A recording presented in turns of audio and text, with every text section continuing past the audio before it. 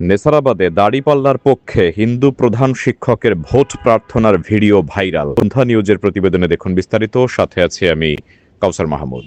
অনাথ মা যেমন শিশুকে নিয়ে শিশুর আঙ্গুল ধরে হেঁটে হেঁটে আঁচল পেতে সাহায্য চায়, আমি আমার ভাইজানের এই হাতখান ধরে আমি আপনাদের কাছে আমি সাহায্য চাই।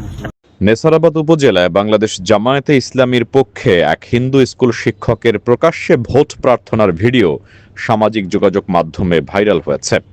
ভিডিওটি ছড়িয়ে পড়ার পর বিষয়টি নিয়ে পিরোজপুরের রাজনৈতিক অঙ্গনে ব্যাপক আলোচনা ও সমালোচনার সৃষ্টি হয়েছে।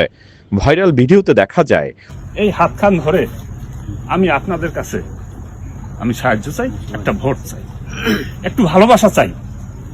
আপনারা একটু ভালোবাসা দেবেন, আপনারা একটু আমাদের দিকে সাহায্যের হাত বাড়াবেন, বিনিময় আমরাও আপনাদের স্বস্তি এবং শান্তি, কারণ এটা দেওয়ার মালিক উপরওয়ালা। কিন্তু উপজেলার সমেতকাঠি মাধ্যমিক বিদ্যালয়ের ভারপ্রাপ্ত প্রধান শিক্ষক নারায়ণ চন্দ্র ডাকুয়া জামায়াত মনোনীত দাড়িপাল্লা প্রতীকের প্রার্থী শামীম বিন সাঈদীর পক্ষে প্রকাশ্যে ভোট প্রার্থনা করছেন।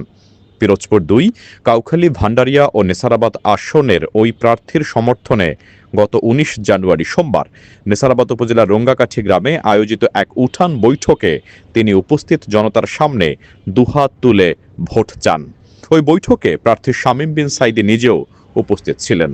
চেষ্টা করব আপনাদের স্বস্তিতে রাখতে, শান্তিতে রাখতে আমরা চেষ্টা করব, কিন্তু মালিক উপরওয়ালা সৃষ্টিকর্তা সে যেভাবে রাখবে সেভাবেই আমরা থাকবো। কিন্তু ভাইজান আমাদের সেইভাবে চেষ্টা করবেন। তিনি একটা কথাই বলেন যে ডিমের কুসুম যেমন ডিমের মধ্যে সীমাবদ্ধ থাকে, বাইরে কোনো কিছুই তাকে তাপ লাগাইতে দেয় না, ভাইজান সেই কথাটাই বলে যে আপনারা যারা হিন্দু আছেন আপনাদের আমরা ডিমের কুসুমের মতো রাখবো, আপনাদের কোনো সমস্যায় আমরা সবসময় আমরা পাশে থাকবো।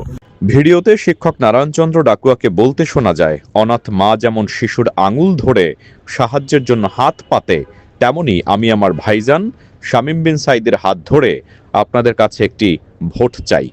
এ ধরনের বক্তব্য সামাজিক মাধ্যমে ছড়িয়ে পড়লে বিষয়টি নিয়ে রাজনৈতিক মহলে তীব্র প্রতিক্রিয়া দেখা দেয়। এ বিষয়ে স্বরূপকাঠি পৌর বিএনপির সভাপতি কাজী কামাল হোসেন বলেন, কোন শিক্ষক প্রকাশ্যে এভাবে কারো পক্ষে ভোট চাইতে পারেন না। এটি আচরণবিধির সুস্পষ্ট লঙ্ঘন। বিষয়টি রিটার্নিং কর্মকর্তার নজরে আসা উচিত। আইন সবার জন্য সমান।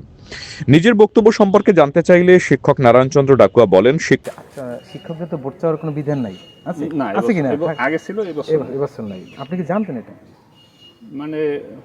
এতটা কঠোরভাবে জানতাম না, শুনছি। আবার অনেকে বলছে যে ওটা একটা দেশে তেমন ওটা কার্যকরী নাই, আমরাও তো আরো অন্যান্য শিক্ষকরাও কিছু কিছু করে, তবে তারা এরকম ফ্রন্টে পড়ে নাই, এই জন্য তারা অনেকেই করে এটা। হ্যাঁ, এটা ঠিক ঠিক বলছেন।